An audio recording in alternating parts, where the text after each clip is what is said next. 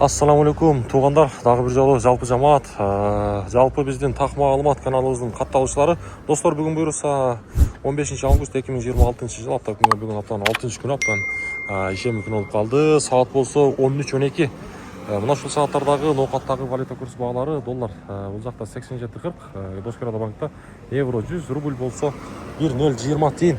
Түштөн кийин билесиздер, эки эле банк иштейт. Бул жакта негизи Капитал банктын таблосу өчүгөн.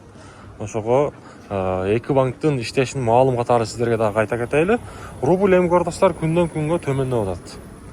Эми обменниктерди көрсөтөйүн, акча алмаштыруучу жерде. Так, эми туугандар, акча алмаштыруучу жерде көрсөтүп коеюн. Обменниктер рубль бул жакта мына көрүп турасыздарбы?